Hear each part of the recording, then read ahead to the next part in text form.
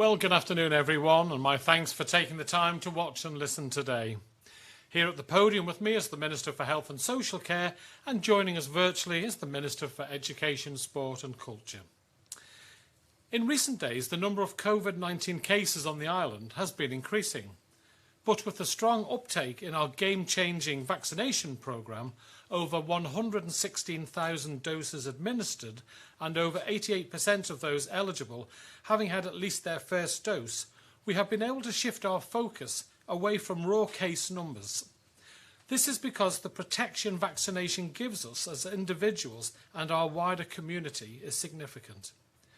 The key metric now is hospital capacity and the number of people who are seriously ill with COVID. I am pleased to report that currently we have no hospital admissions with COVID-19. As the number of cases increases, however, it is inevitable that we will see some people having to go into hospital. But each day, more and more people in our community become fully vaccinated against the virus. And whilst this does not offer complete protection, no vaccine does, and we must remember that, however, it does enable us to move forward. As case numbers have crept up, so has the number of close contacts required to isolate for 10 days. We have been watching this number closely. I know the impact this has had on many parts of our community. Yesterday evening, the total number of people in isolation had reached around 900, with 800 of those being close contacts. Fully vaccinated close contacts have not been required to isolate for several weeks now, so numbers have been lower than they could have been. And whilst we have made massive strides in rolling out vaccines, we still have around 12,000 second doses to administer in the coming weeks. That is thousands of people who, if identified as close contacts, have been required to self-isolate. This has affected staffing, particularly for smaller organisations, with some having to temporarily close. And of course it has affected our young people and our schools. This has caused understandable concern.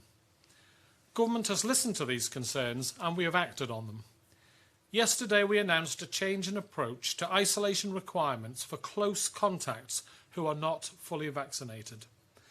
A new home testing scheme was launched, meaning an end to PCR testing and self-isolation for people identified as close contacts of someone with the virus, so long as they have no COVID symptoms. This is all close contacts, whether you live with someone who was tested positive for the virus or not. This is our policy going forward, but the change also applies retrospectively. This removed around 800 people from isolation yesterday evening, meaning that they were able to return to work and school this morning. Contact tracing will continue to take place and close contacts will still be notified. However, instead of being directed to isolate, they are now being strongly encouraged to take part in the free 7-day home testing scheme and to be extra vigilant for symptoms, of course. I must be clear that this change of self-isolation rules only affects those who are identified as close contacts. Anyone who is self-isolating because they have tested positive for the virus must continue to self-isolate in accordance with their direction notice. The home test kits, called lateral flow devices, are available in packs of 7 free of charge. Close contacts are encouraged to take a test every day for 7 days from when they are notified they're a close contact by the COVID 111 team. These tests are less intrusive on people's lives and minimise inconvenience, whilst helping to keep us all safe. Test kits are first and foremost to offer close contacts peace of mind as to whether or not they are likely to have the virus. But the results also offer useful data for government in relation to monitoring the number of tests being used and the results. So we have launched an anonymous online reporting system on the COVID-19 website, where close contacts can confirm their daily negative results. Anyone who receives a positive home test result or anyone who develops symptoms should immediately isolate and call 111, and they will be offered a PCR test. That's if necessary. If the PCR test comes back as positive, they will have to self-isolate for 10 days. We have made thousands of home test kits available yesterday evening for close contacts who were released from isolation, and my thanks go out to Civil Defence and everyone involved in making these quickly available. I know there was strong demand, and I thank the public for their patience. Test kits are now available free of charge from a number of pharmacies around the island, with full details of participating outlets available on the COVID-19 website. Kits will again be available this evening between 8 p.m. and 10 p.m. from the car parks at Ballacameen High School, Castle Rushen, the Queen Elizabeth II High School and Ramsey Grammar School. If you're collecting test kits, you must wear a face covering. And if collecting from a pharmacy, please observe social distancing rules within the premises. As with so many twists and turns during this pandemic, I am ever conscious that a change in approach will be welcomed by some, whilst others in our community will be more cautious. These decisions are never easy. It comes back to that phrase I often turn to, the balance of risk. Our vaccination programme means that tens of thousands of islanders are now as protected from the virus as is possible. We know vaccination reduces the risk of serious illness and death, and that it also reduces the chance of someone with the virus spreading it. This is a leap forward, and it means we can continue to adjust our approach to COVID-19 as we adapt and learn to live with the virus. Changes to self-isolation and the introduction of home testing for close contacts is another step on that journey. The majority of close contacts do not typically go on to develop the virus, especially those outside the household of a positive case. Therefore, we need to take a balanced approach to this, as we did when we removed fully vaccinated individuals from precautionary isolation. Whilst, of course, there is a level of increased risk from this approach, we are now at that point where we must take a more proportionate response to these risks. Personal choice, responsibility and judgment all remain important. If you've been identified as a close contact, think about how you go about your daily life in the 10 days after you've been notified. A combination of daily self-testing and asking the public to consider mitigations and their personal choices is on balance an appropriate alternative to having large numbers of our community in self-isolation. Whilst there is no legal restrictions on close contacts, anyone told they are a close contact should consider telling their employer that they have been identified as a close contact and letting them know if they'll be undertaking daily home testing. Telling friends, family and colleagues who may feel anxious or vulnerable so they can make informed choices. Thinking about who they contact with in the 10 days after being told they're a close contact. Taking precautions that may make them and others feel safer, such as minimising face-to-face close contact, avoiding confined and poorly ventilated areas, or wearing a face covering as appropriate. I know there are a number of topics the Health and Social Care Minister wishes to cover, so I'll hand over to David. David. Thank you very much, Chief Minister. The first thing I have to raise is that sadly there's been reports in recent days of members of the public being rude, verbally abusive and even aggressive towards health and social care staff, particularly those who are swabbing at the grandstand and also people working in local pharmacies. Some of our swabbing team have even been reduced to tears by people's behaviour. Although this is a minority, as they do receive many warm messages of thanks for the amazing job they're doing, abusive and rude behaviour is completely unacceptable and it has to stop. The team leader will not hesitate to call the police and will be fully supported in doing so should aggressive or rude behaviour continue. Health and social care staff are trying to help all members of the public at the moment during what is very difficult and trying circumstances for all of us. And it's important that people respect the very difficult role that those on the front line are doing. So please let them get on with their jobs and respect them for the job that they are doing. Turning to vaccination status letters, Manx Care is providing hard copy letters for Manx residents who require evidence of their vaccination status for travel. We would have hoped by now to have had access to NHS Digital, but due to the current prioritisation around that workload, that has not happened. So this is an alternative means for those who are travelling internationally to be able to prove their vaccination status. The important thing to state is that it's for urgent purposes only. So that means those who are travelling off island in the next 2 weeks and where their destination country requires evidence of vaccination for entry. Many places require a test or another form of evidence for vaccination, and people need to check what is required by the specific country that they are going to. To be absolutely clear, the letter is not needed for travel to the UK. This week, Manx Care has provided 420 letters of vaccination status. So this service has been put in place, as I say, as a short-term solution, but please only ask for a letter if you're travelling in the next 2 weeks and that you are travelling internationally.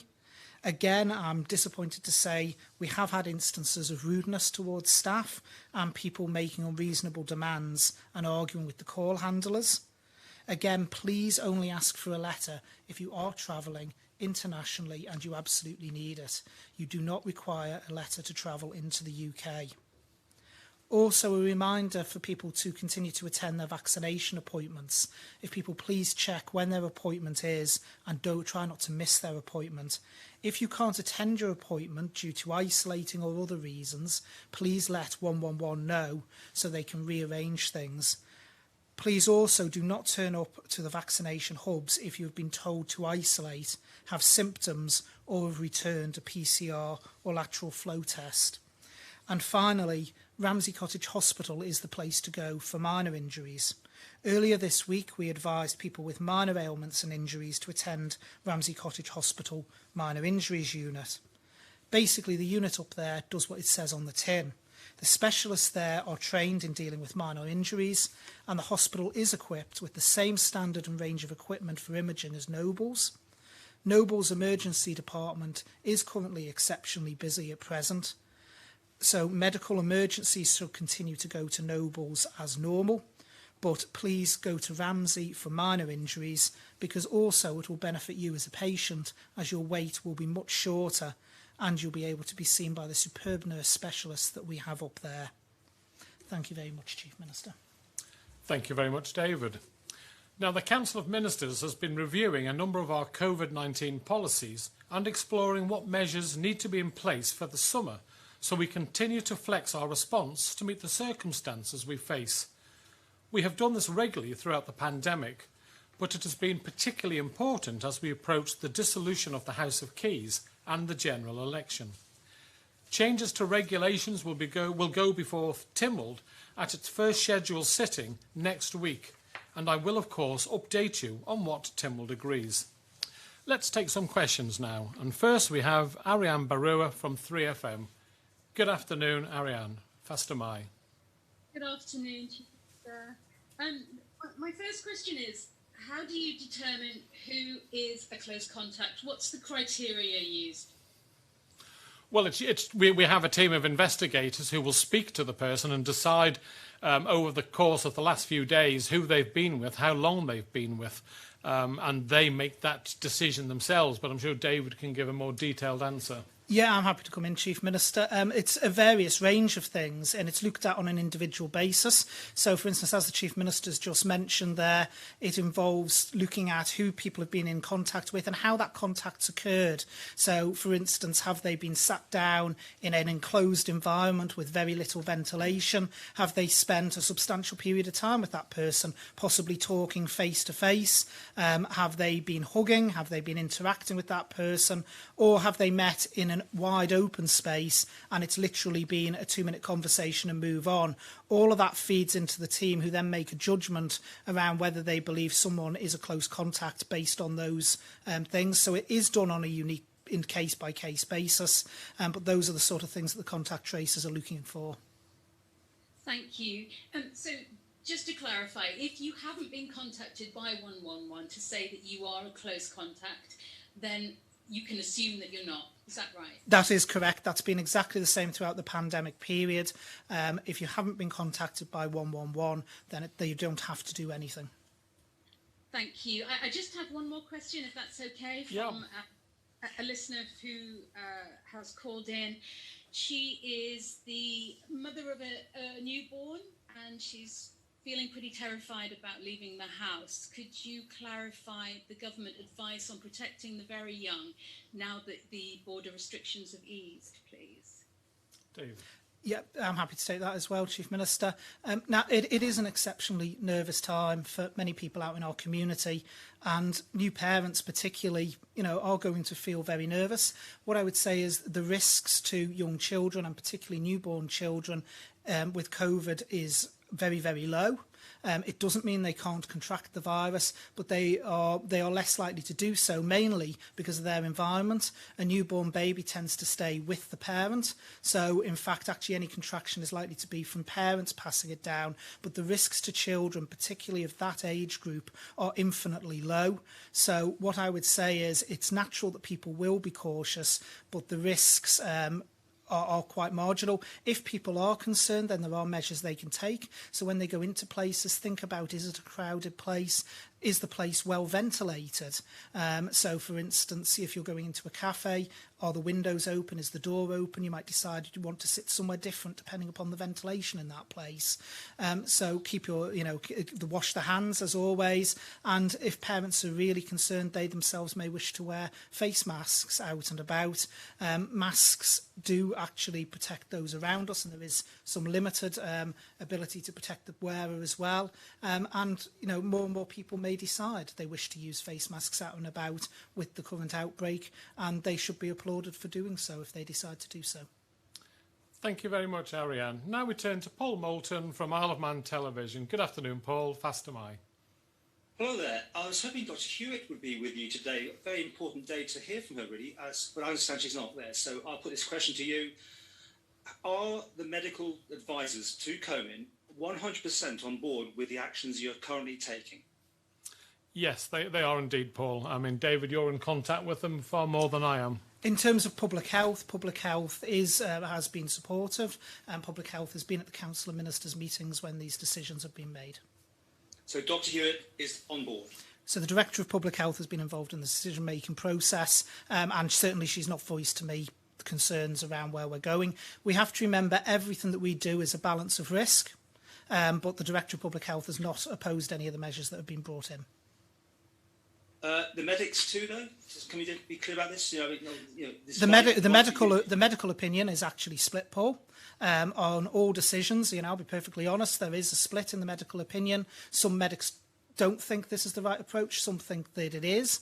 And that has been the same throughout the pandemic on every decisions that have made. There's some in the medical community who support certain decisions, and there's some that don't. You will remember during the main outbreak last year, there was one particular medic took to social media, but there was other medics who were supportive of the approach. So it's not, I can't stand here and say it's 100% agreement, because that just wouldn't be true. But there are medics who support the route that we're taking. It's done on a balance of risk approach. And just the last part of that, the medical director is on board?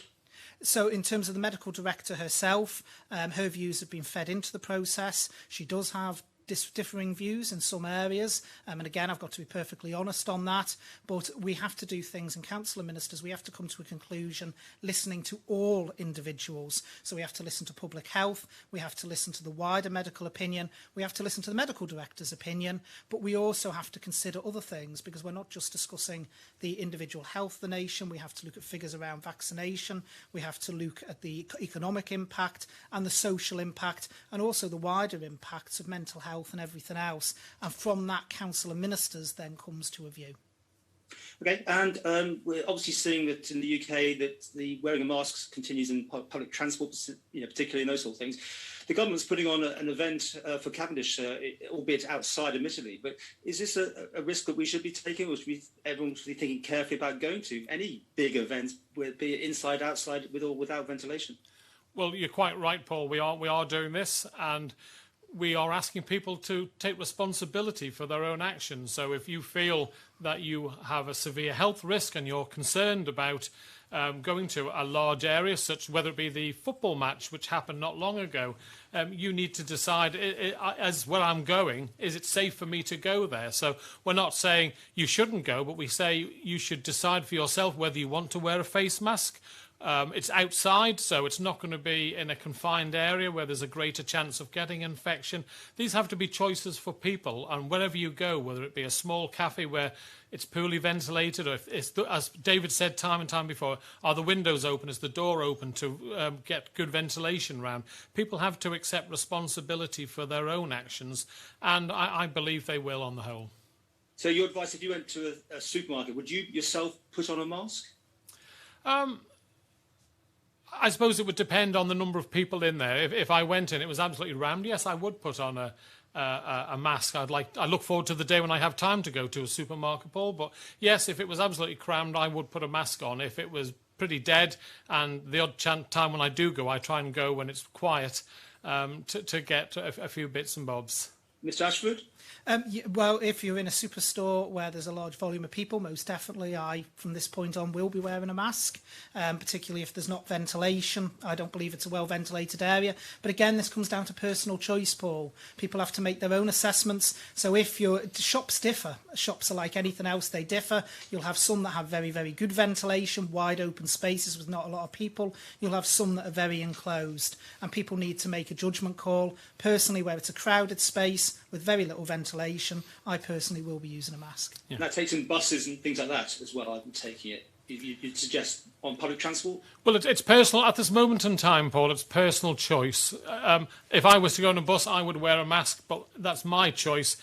We're putting it down to people to think. And obviously, if there's only a handful of people on the bus, well, people might decide differently. But at this moment in time, it is down to the individual. But we have to analyse, Paul, that where our thinking had been previously, say, pre-vaccination, to where we are now, 90% of the population of the Isle of Man have had at least one vaccination. And therefore, the protection, and especially our most vulnerable, I think to have 2 jabs and 2 weeks apart, 2 weeks since the last jab, is in the high 90%. So we have to move forward. The risk changes, and we move tentatively forward. And I know people will be concerned. I get the emails and text messages, etc., as much as I'm sure the health minister does. But we have to move forward. We can't stand still. The number of people in hospital is at 0. The vaccination is rolled out to a high percentage of our island, and we're taking steps forward to get out of your lives. And we're asking people to think about yourself, to look after yourself with the ventilation, with wearing of masks. Washing hands, a very important thing. And because of good hygiene and more people washing hands, we've also seen a significant reduction in the number of colds on the island. But anyway, thank you very much for that, Paul. Now we move on to Dave Moore from Manx Radio. Good afternoon, Dave. Faster Mai. Faster Mai. Does the government know how many people in the island is isolating? Are you in a position to gather that data, or is it estimates and guesswork when it comes to making decisions with regard to isolation? Well, yesterday I was advised that there was 900, I think I gave it in my speech, Dave, that there was circa 900 people isolating, of which 800 were close contacts. So by making the changes we did yesterday, we instantly took 800 people out of isolation. That said, if you have COVID-19, then you must stay in isolation. I don't know, David, if you've got any better numbers? No, the numbers change daily because obviously you've got people going into isolation, you've got people coming out. So during the main part of the pandemic, people may have heard me at this press conference give a figure, and there was a manual calculation done to get the figure each day. Currently, I believe it's done as and when required to get a figure, as they have for the Chief Minister's speech. But the key point now is, with the changes that we've done to isolation, the figure in isolation will come radically down. And what people need to focus on more is around the actual hospitalisation. We need to get to a point eventually where COVID is treated like other diseases. We don't issue daily stats and everything else for other diseases. And at some point, that point will come where there won't be the level of information that's currently released on the daily basis. Now, that will be maybe a way off yet, but certainly we do need to prepare that we now need to start looking at COVID, and this is another step on the way, like we do other diseases that circulate in the community. Okay. Last night when it was announced, it's now down to the individual to self-isolate, etc. That would appear that the government is no longer taking responsibility. Is that the case? Is the government abrogating responsibility? If the situation worsens, will you be putting your hands up saying it's no longer down to us now? You know, it's down to the members of the public to make the decisions themselves?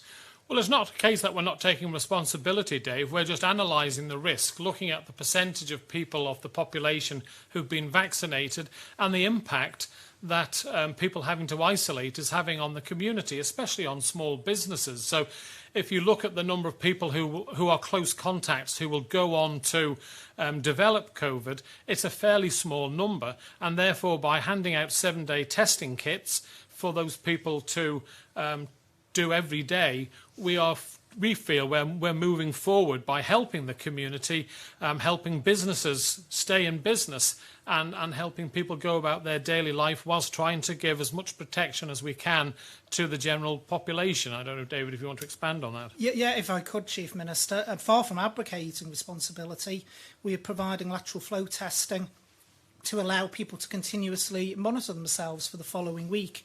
But equally, in terms of what we were doing up until last night, to be quite frank, it fell behind the living with COVID process, because what we were basically saying is that if you were a close contact, even despite the fact that you might not have the virus, we were going to legally isolate you for 10 days with 2 tests.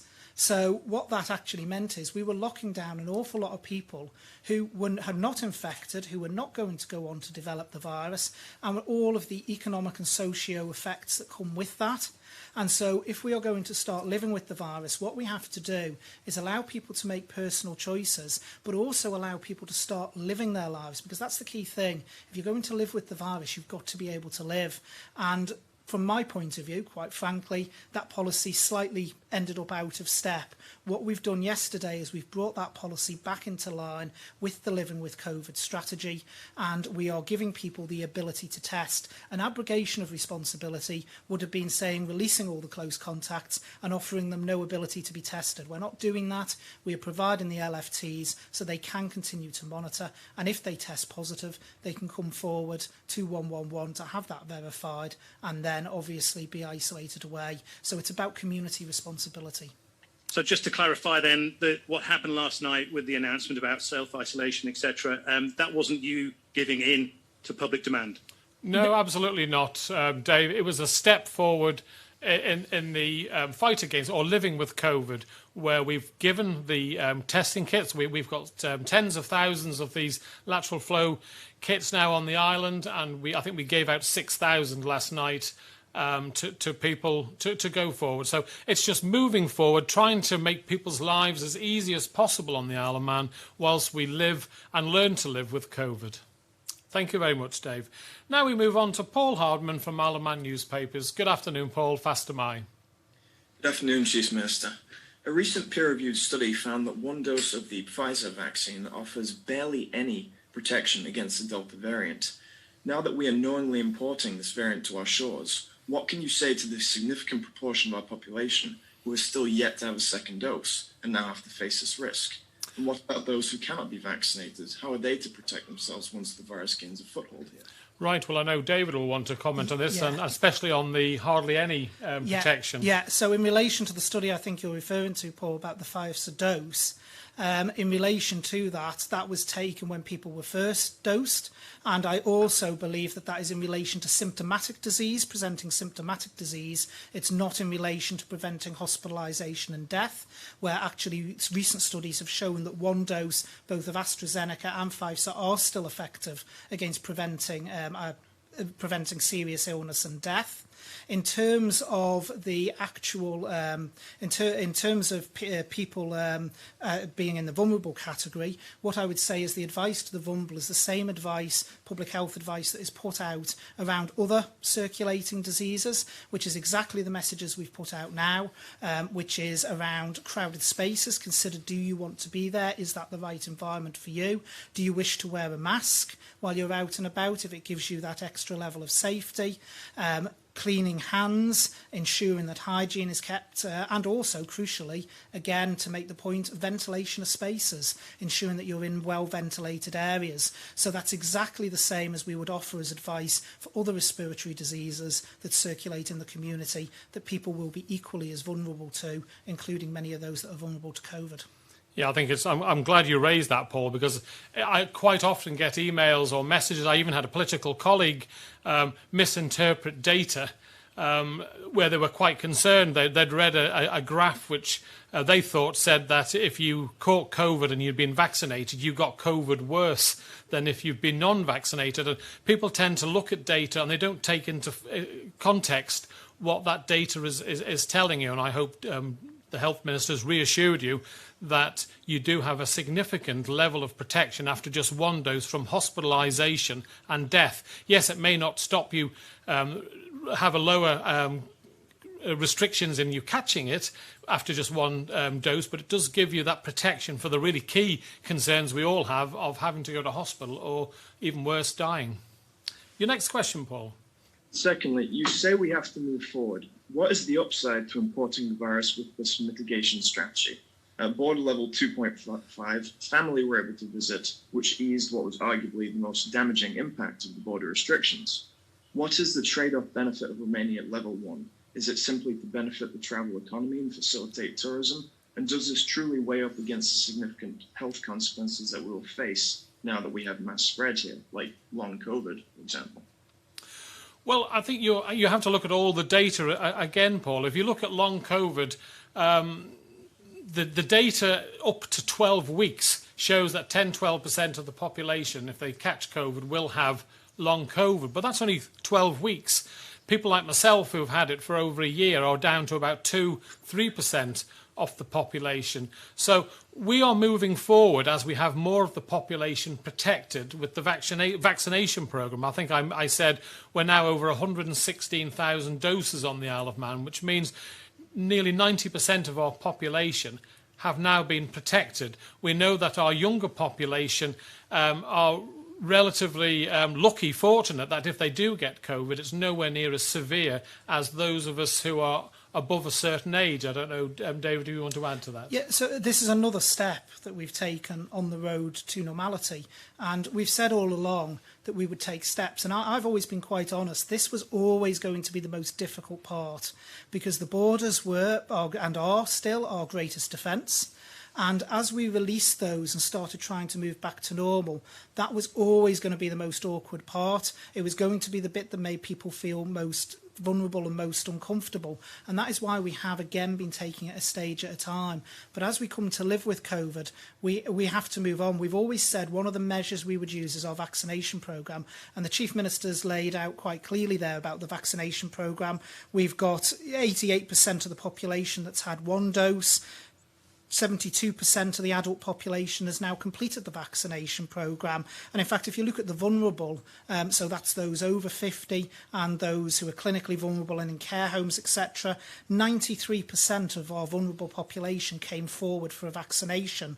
And of that 93% that came forward, 96% have now completed the vaccination programme. So that puts us in a very different place to where we've been previously. And we have to remember again why we did and went through the lockdowns, why we went through that pain as a society.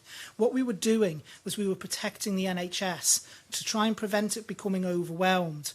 We know that the vaccination has a benefit there in preventing serious illness and ending up with people in hospital. And that is why that is now our measure. It's not around number of cases. And as I've said before, if you had 1,000 cases on Ireland, but all 1,000 of those cases were well in themselves, your reaction would be different to say if you had 30 cases and they're not well and they're all in hospital.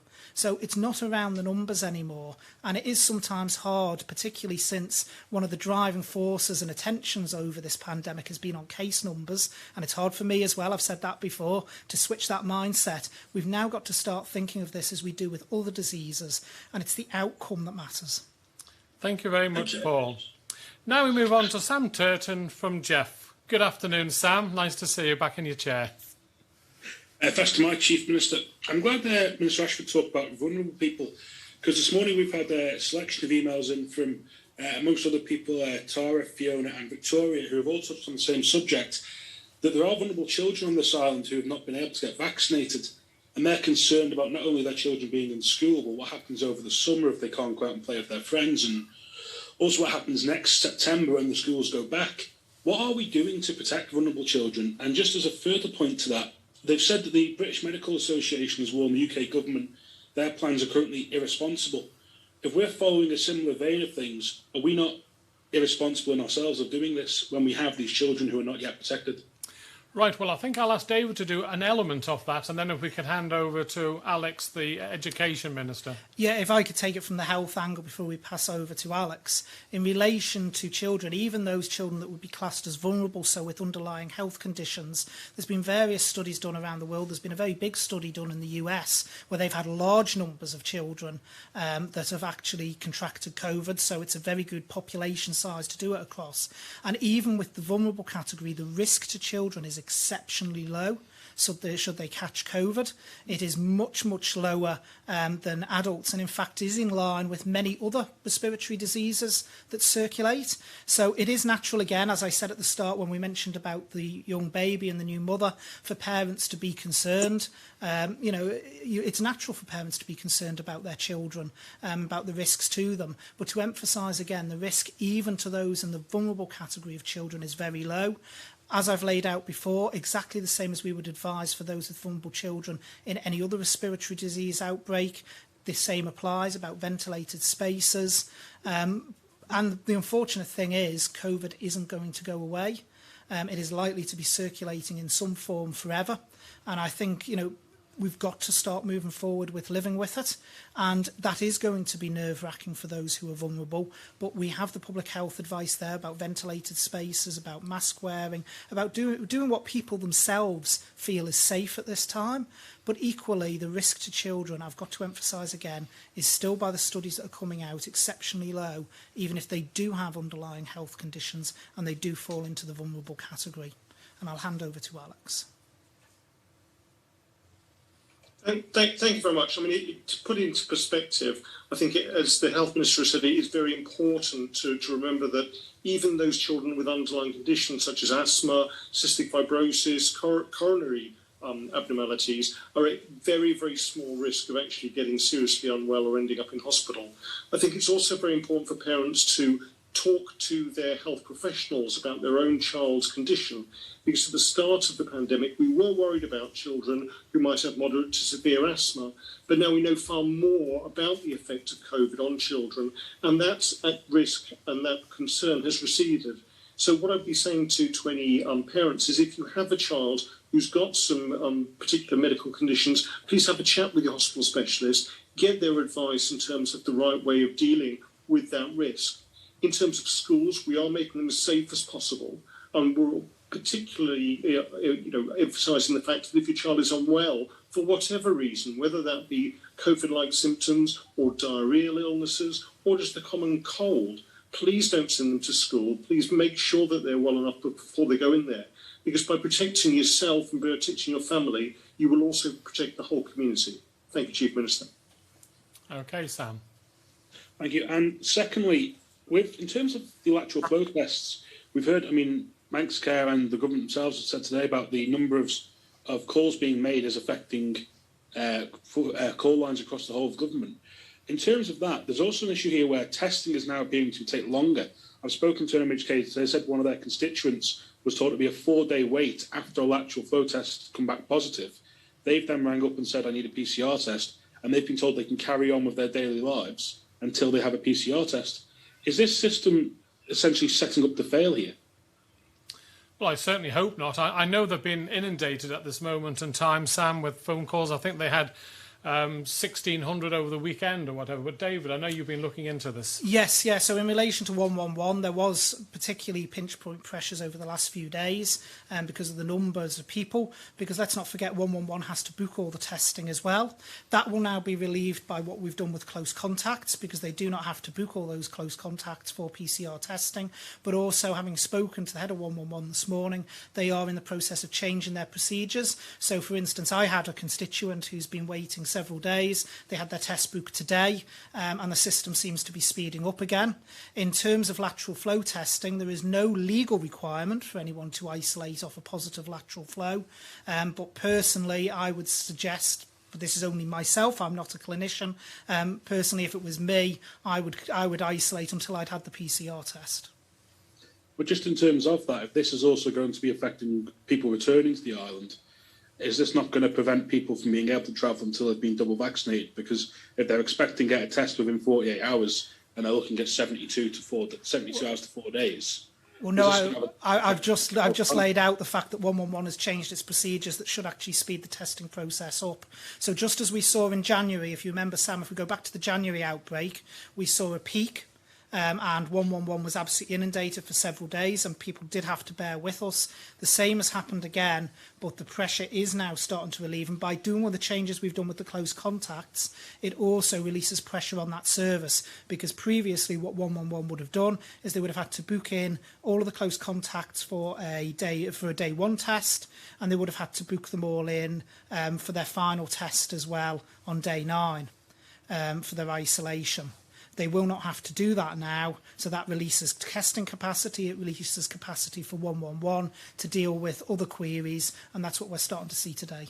Yeah, so hopefully in a couple of days, Sam, we'll be back to the sort of standards that people have expected for a turnaround. But as David's just explained, now there'll be more people available to do the testing for the people who are coming back from trips or coming to the island or have had COVID and need that final test. So we reacted to a situation where we knew we had a problem, and this has certainly helped the situation going forward. But thank you very much, Sam, for those questions. Last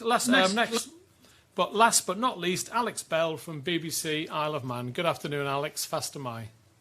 Good day. Earlier in this week, England's government scientists advised that people there could expect to see up to 200 daily deaths and up to 2,000 hospital admissions every day, that is, when restrictions are lifted there next week.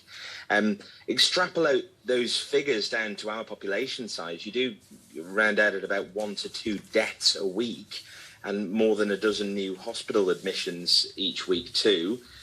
Is that living with it? Can the hospital cope with those numbers, who might be spending a long time in hospital? And are you, as the leader of the government, prepared to accept that potential consequence?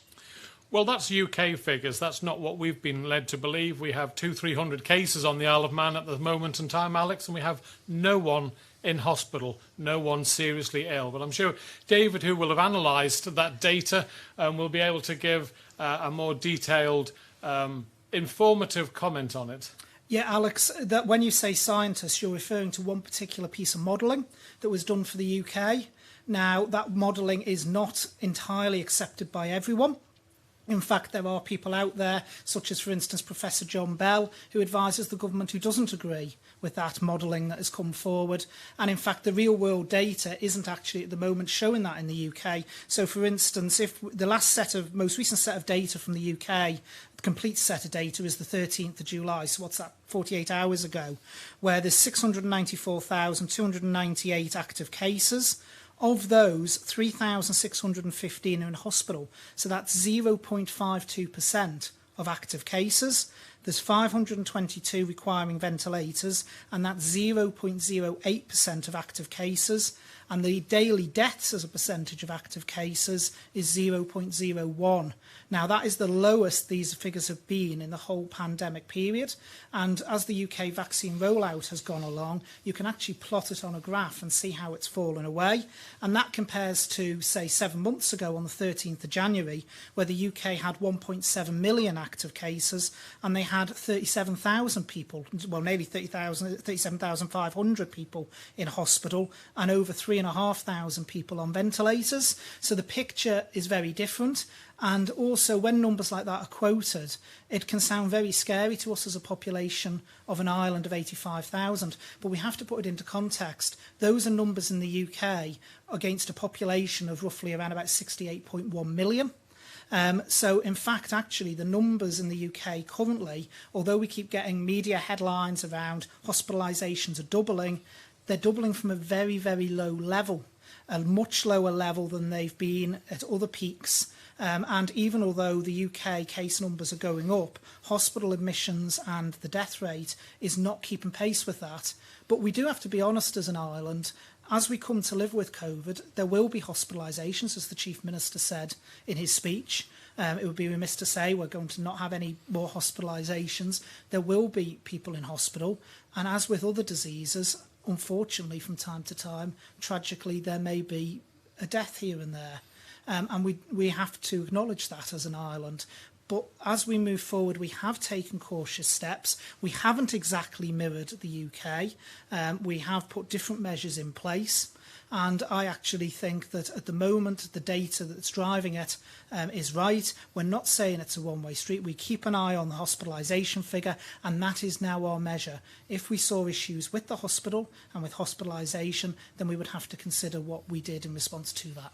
Yeah, I think it's also, if I can just interrupt there a sec, Alex, before you move on to your next question. I think it's important to note too that sometimes people who are terminally ill will have COVID, and COVID won't have killed them, but it'll be recorded that they died with COVID, and we had a number of our deaths on the Isle of Man that came under that category. So we may well have people who are seriously ill in hospital, and we will say that someone is in hospital with COVID, but COVID may just be something that's there, but it's not the issue that's making them to be seriously ill. So we have to take that onto account. We've also obviously ensured that we do the 2+2, so it's not just anyone coming in from the United Kingdom, it's people who are fully vaccinated and who have had the 2-week gap. But as I say, we have to learn to live with this. Sadly, people will die from a number of illnesses, and flu and the common cold is one of them, and we're seeing less of that because we've improved our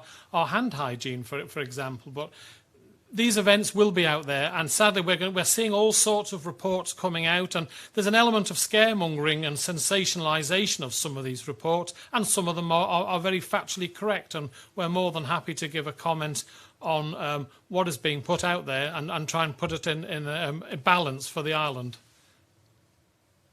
Thank you. Can I ask how many people you would expect to end up in hospital or to die based on your modelling then? Well, we don't have modelling on how many people we expect to die. We are doing our utmost to ensure that we have no deaths on the Isle of Man. I think if you look at the UK rate per 100,000, it's over 190. If you pro-rata that on the Isle of Man, it's just over 30. I think it's 34. So we are doing our utmost, Alex, to ensure that the people of the island are protected. But sadly, people will die on the Isle of Man through various illnesses, and they may well have COVID at the same time. That's something we are doing our utmost to reduce the risk. But at the end of the day, we also have people whose mental health is being destroyed because of restrictions with COVID. We've seen an increase in suicides. We're seeing operations being cancelled, or historically, because we've had to put wards aside for COVID. So trying to get that balance right is incredibly hard. But I think the record that this administration has is pretty good compared with an awful lot of jurisdictions around us. Thank you. Yes, David. Can I just move on then? Sorry, Alex, if I could just come in as well with one final point, which is actually a very interesting thing that I heard yesterday from some conversations I had with people in the UK, is the figure actually of daily deaths from people not being able to receive other medical treatments due to COVID restrictions has actually now overtaken the rate of COVID deaths in the UK. And we have to remember that as well, that what we do, there's other medical conditions out there. There's people suffering from cancer. There's people suffering from other conditions that need to be treated as well alongside COVID. So I thought that was quite an interesting piece of information I had shared with me from a conversation I had with someone in the UK yesterday, that the figures have now overtaken in terms of deaths from other illnesses who've been waiting for treatment due to COVID. Thank you.